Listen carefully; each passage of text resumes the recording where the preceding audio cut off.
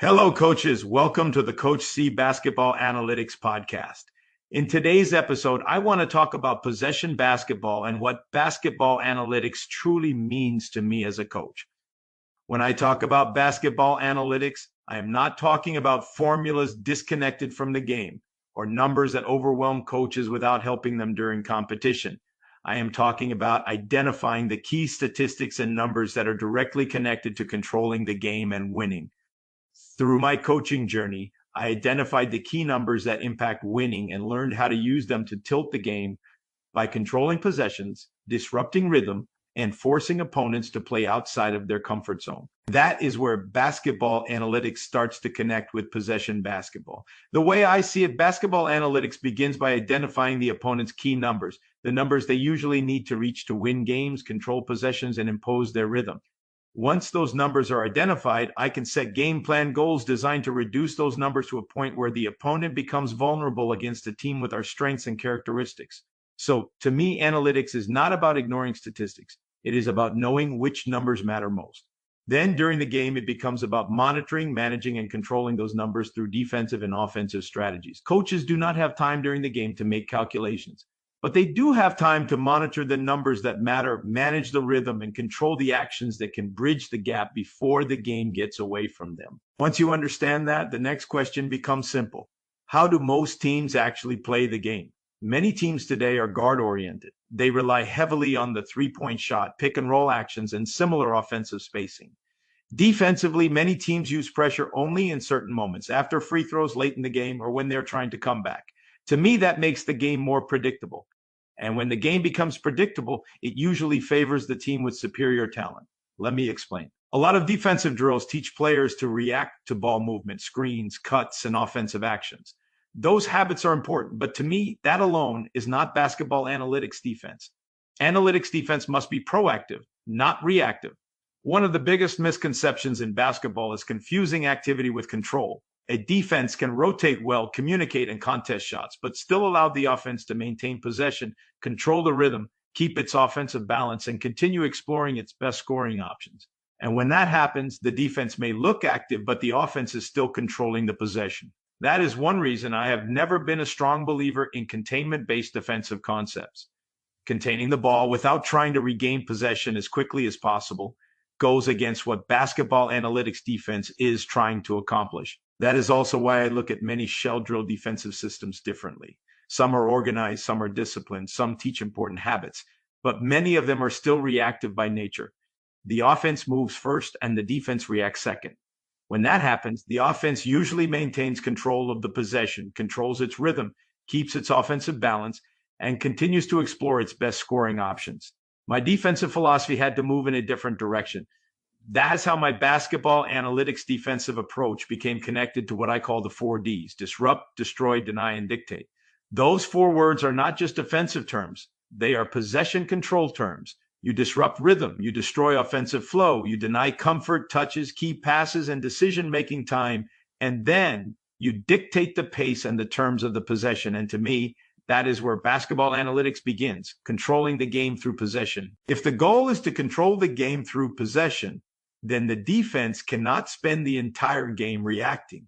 Basketball analytics defense must have a purpose: to help your team regain possession as quickly as possible once the ball is lost, and to minimize the opponent's possession time and point production per possession.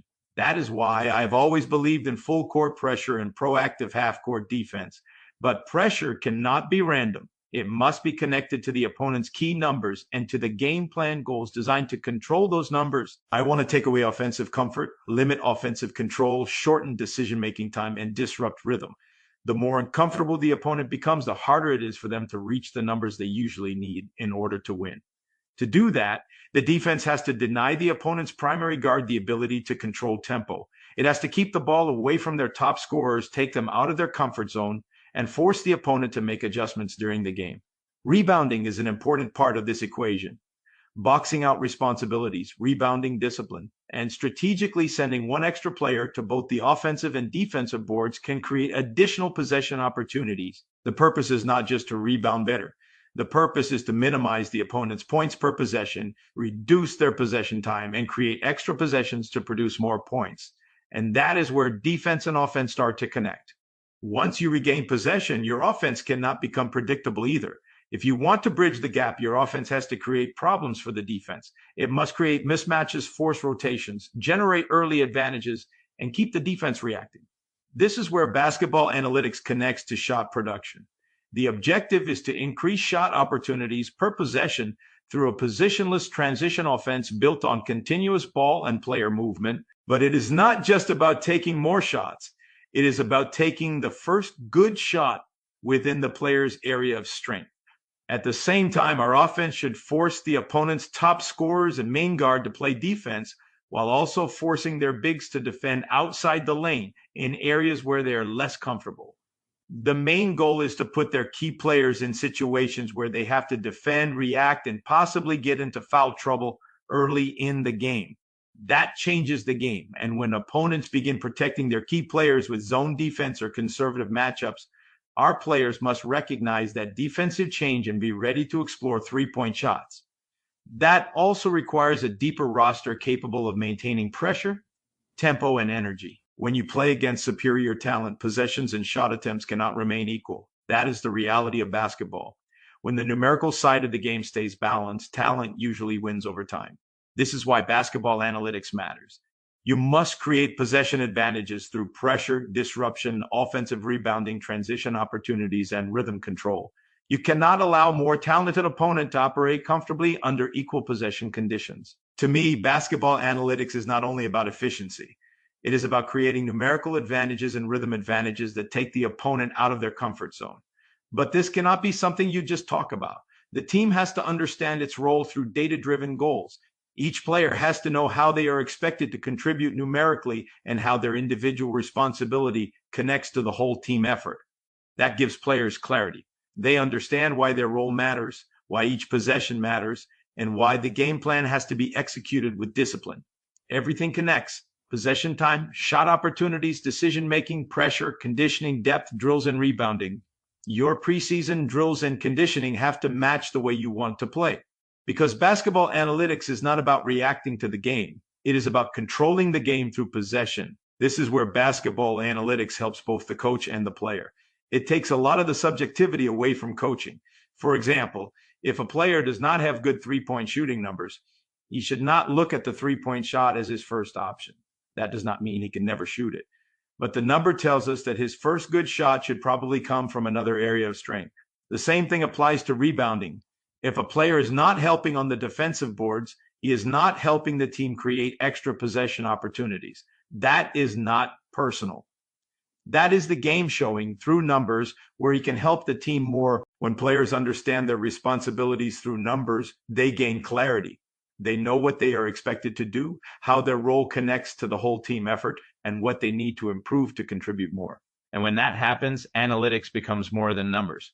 It becomes a way to teach, prepare, and play with purpose. To me, that is possession basketball. It is not about reacting to the game.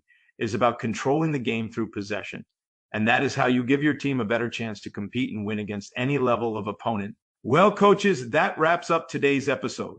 Thank you for listening to the Coach C Basketball Analytics Podcast. I hope today's discussion gives you another way to look at the game, not only through talent, but through possessions, rhythm, pressure, decision-making, and control. Many of the ideas I discussed today are also part of my book, Win Games Through Data-Driven Game Plans, available on Amazon. In the book, I go deeper into how coaches can use data-driven goals to build game plans, prepare their teams, and compete with a better plan. Thank you again for listening. I look forward to having you with me again in the next episode.